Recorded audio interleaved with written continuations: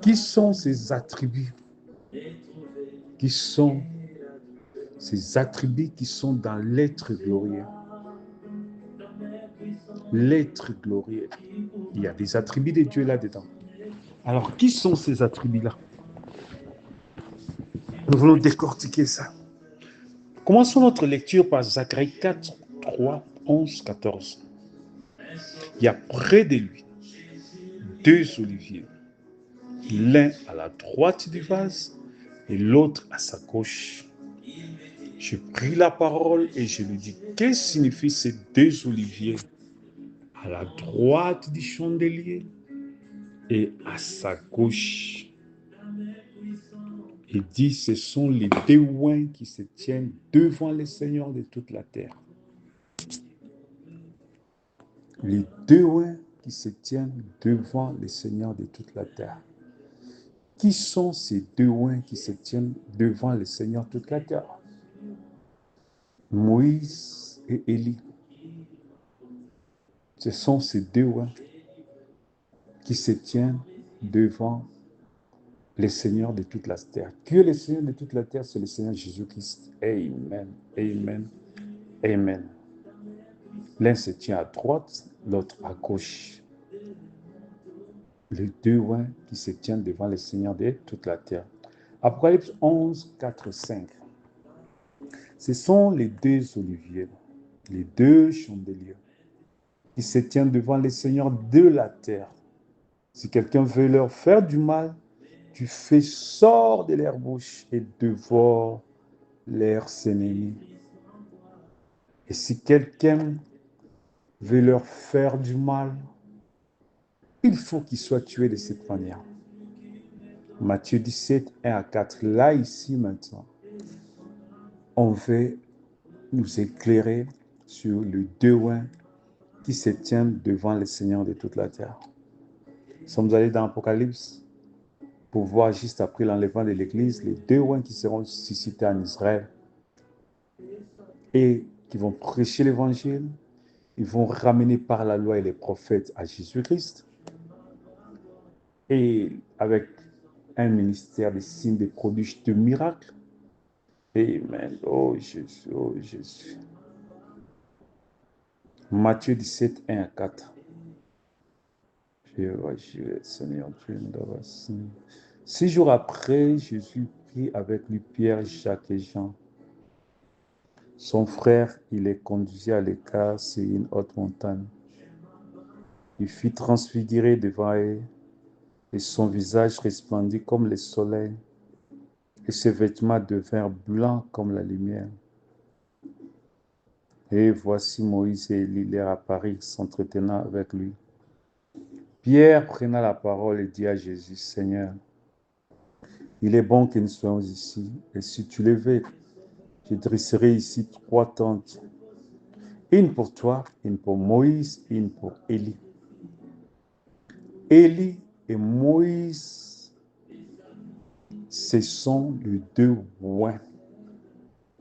Élie et Moïse, ce sont les 2 oliviers.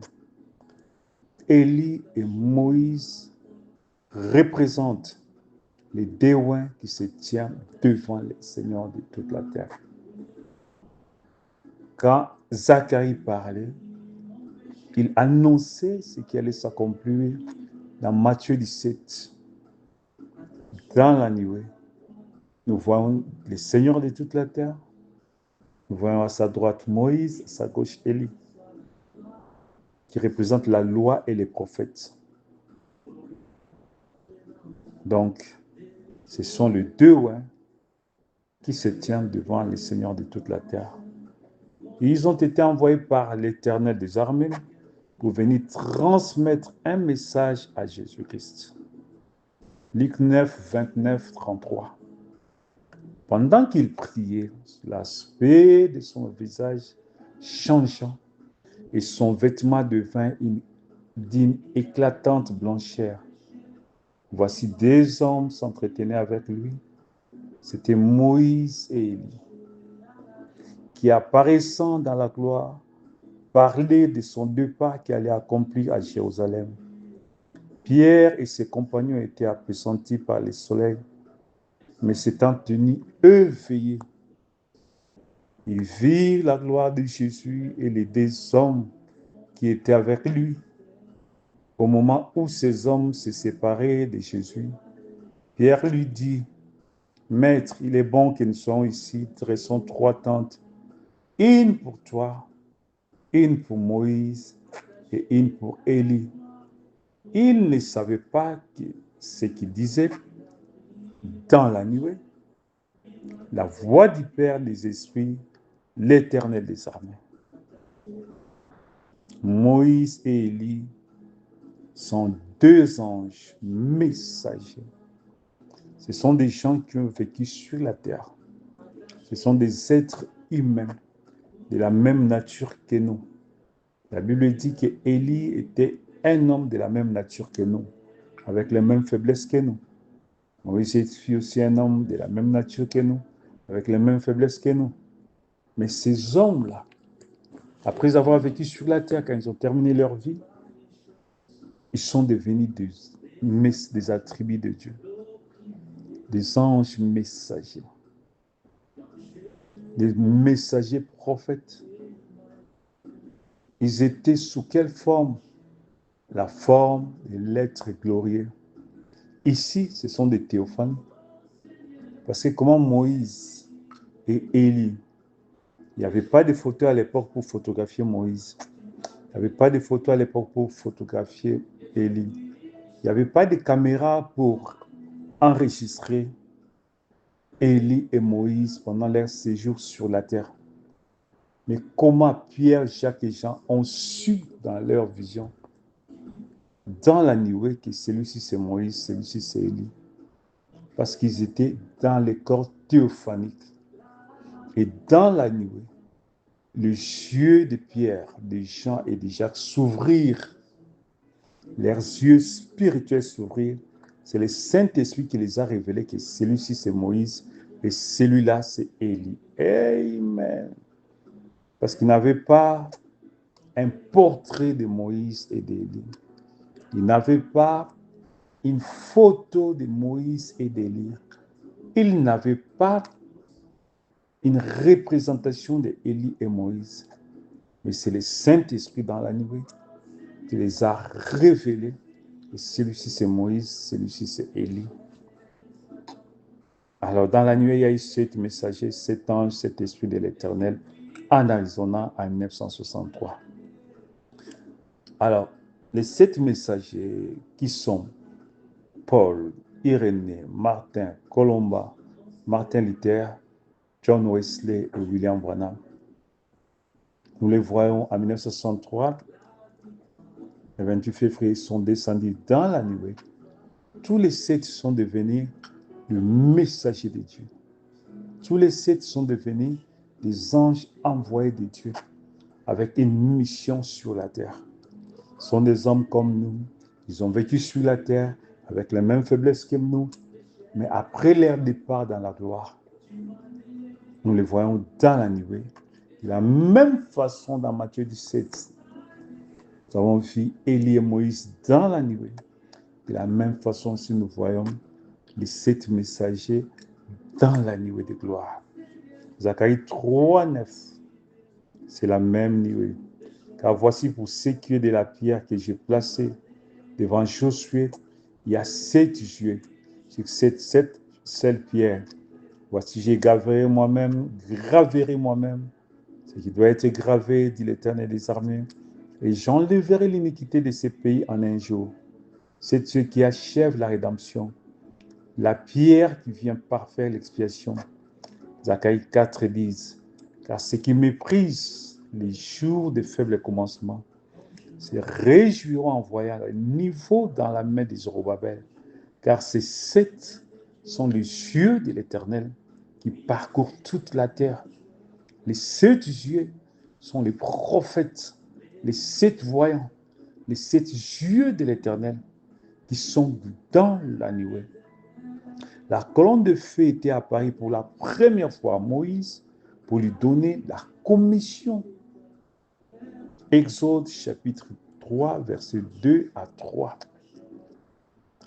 L'ange de l'Éternel lui apparut dans une flamme de feu au milieu d'un buisson. Moïse regarda. Et voici les buissons étaient tout en feu, et les buissons ne se consumaient point. Moïse dit, je veux me détourner pour voir quelle est cette grande vision et pourquoi les buissons ne se consument point. Ici, la colonne de feu, qui est l'ange de l'Éternel, parla à Moïse les jours de sa commission dans les livres d'Exode. Il transmet la commission à Moïse. Quand Moïse a vu le feu, la colonne de feu sur un arbre, et que l'arbre ne se consumait pas, il voulait se détourner pour voir. Et la voix s'est fait attendre. Ici, l'ange de l'Éternel était voilé dans une colonne de feu. Et parla à Moïse. Ôte tes souliers, car le lieu sur lequel tu te tiens est une terre sainte. Un jour, cette même colonne de feu, l'ange de l'Éternel va apparaître avec une épée nue sur sa main.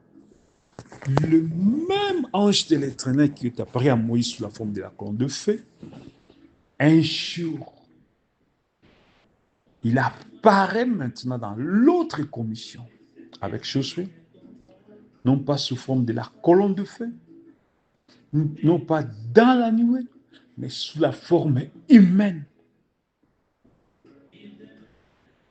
Nous allons continuer la lecture. Nous allons les lire pour voir ça. Josué chapitre 5, verset 13-15. Comme Josué était près de Jéricho, il leva les yeux et dit, et regarda, voici un homme se tenait debout devant lui, son épée nue dans la main. Il alla vers lui et lui dit, es-tu des nôtres ou de nos ennemis?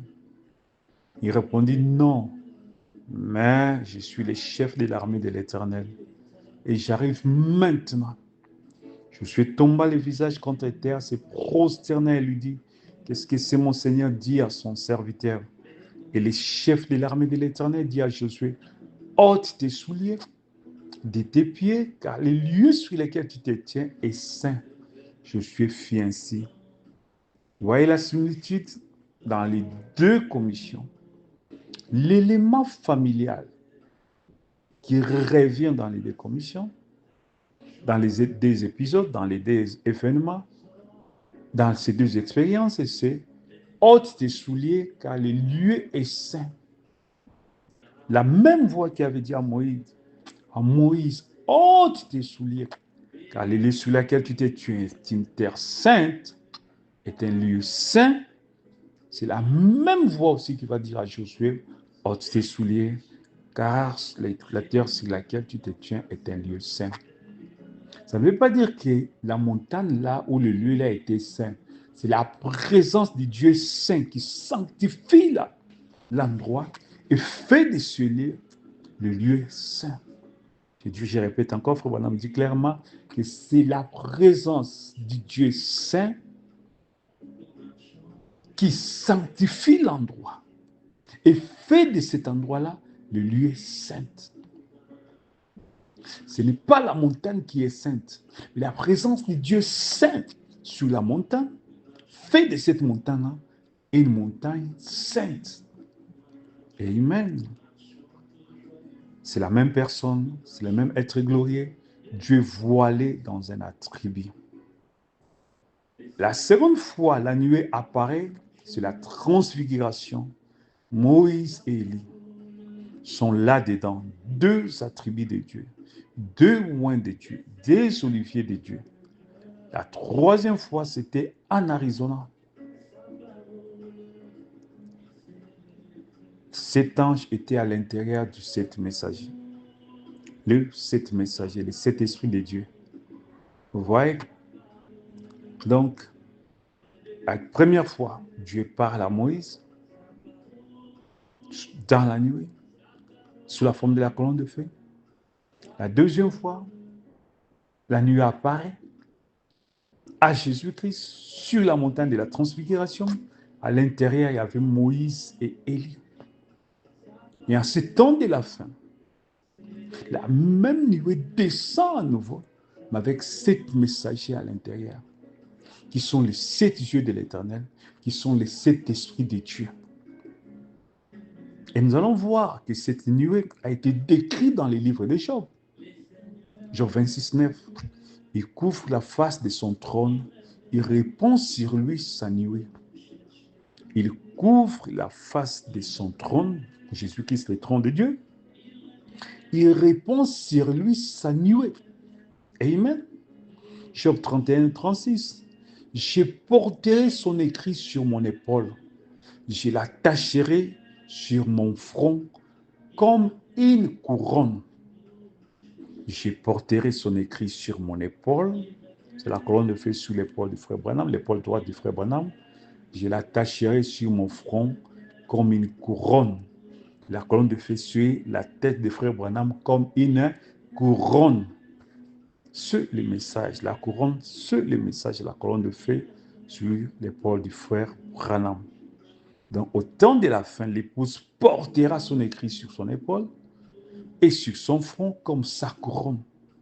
Job 31, 36, je porterai son écrit sur mon épaule et je l'attacherai sur mon front comme une couronne. Donc, nous avons vu qu'il y a eu 3 manifestations de la nuée. 1 du temps de Moïse, 2 du temps du Seigneur Jésus-Christ, 3 en ces temps de la fin. Où la nuée est descendue. Il part. Moïse était même appelé à entrer dans la nuée. De la même façon, si William Branham, en ces temps de la fin, était appelé à entrer dans la nuée. Je vais faire des parallèles ici. Dieu descend comme une colonne de feu sur un arbre. Il appelle Moïse, il lui donne la commission. Je le compare en ces temps de la fin, en 1933, à 14 heures, au mois de juin 1933. La colonne de feu est descendue et s'est arrêtée à parler à William Branham pendant qu'il baptisait dans l'eau. La 17e personne qui était une femme noire. Comme je suis envoyé Jean-Baptiste pour préparer ma seconde venue, ma première venue, pardon, je t'envoie avec ce message pour préparer ma seconde venue. La colonne de feu est descendue. La voix est sortie de la colonne de feu. De la même façon avec Moïse, la colonne de feu était descendue sur un arbre. La voix était sortie de la colonne de feu. Et après ça, cette colonne de feu s'est fait chair